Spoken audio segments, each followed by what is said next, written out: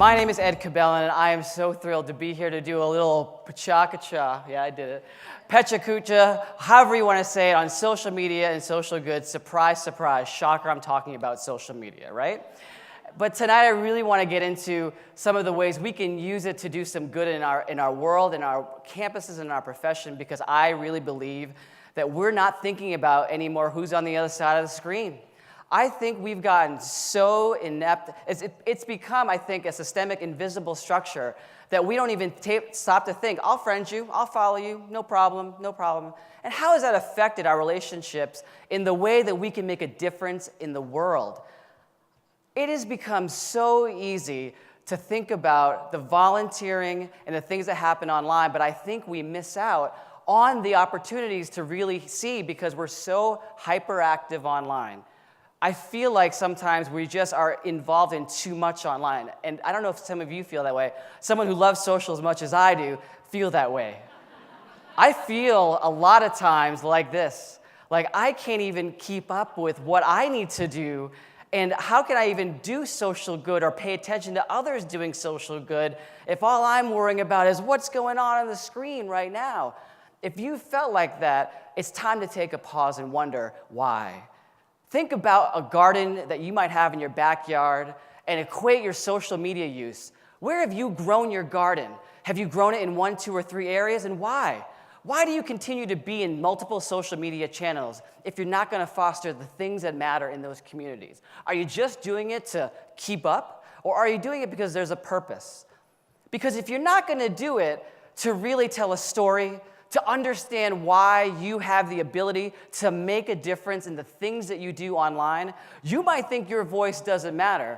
I sure as heck didn't think my voice mattered. But when you stop and wonder who's really connected with you, and these 3 things, it's important. None of us really want to get our hands dirty, and I think we're afraid of it. I can't wait to hear Brene tomorrow talk about this. But instead, you need to know that you need to get your hands dirty if you're going to do social good work, because it's not easy, and it takes a lot of time and a lot of practice to get it right. You need to know who's out there, and you need to know who's watching. You need to understand that when you put a message out there about doing social good, if you're not focused on who you're trying to get, you're really going to miss the mark. And I see this happen all the time. Think about the ways we can influence our students and our communities, and are we looking at the right audience when we're making those messages? I want you to think big but act small. I want you to know that it's the little victories in social good that allow you to make a full impact on whoever it is you're trying to reach out to. And when you start small, the small victories will lead to bigger ones. But many times we're looking for the big win, the big idea. But if you're not going to make it easy to say yes, of course I'm going to say no to you every single time. Tony Duty talked about doing your homework today in his session, and I don't think we do that enough. I think we want to get to it quickly, and we're not willing to do the hard work to really discover what it means to make a difference in the lives that we can do. These are just some of the things that I've been able to do on the little time that I have. In the short time I've been online, I've been able to impact these organizations and make a difference. All because I knew who I was looking to connect with, and I had a community behind me to support me. Who are those people in your life, and what are the causes that matter to you and your students? Even in the student union that I'm director of, we create space to allow students to talk to one another about difficult issues. Are we really creating spaces for civility and discourse with civility? Because I think sometimes we just want to hear what we want to talk about and not what other students want to talk about, even though it might feel uncomfortable just for a minute. There are campuses like Vanderbilt that have leveraged their tenure and promotion process on including social good in their pedagogy to make sure that if you do this, we're going to reward you. And unless we're willing to start looking down those paths, we got to put it into the framework of our teaching and learning, because that's where the real change will begin. Folks like Just Publix 365, NYU, they got a grant, $550,000 from the Ford Foundation to move some of the faculty over to allow for this discourse to happen.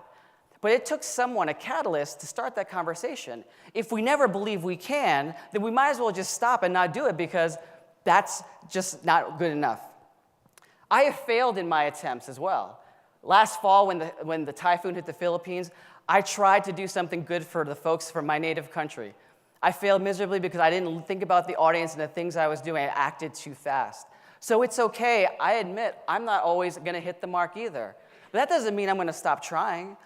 And it doesn't mean that there aren't resources out there for you to keep trying. When you look at Twitter and all the hashtags that are available for you to do social good, there's no excuse not to try and do these things because really there's a lot out there for you to connect with.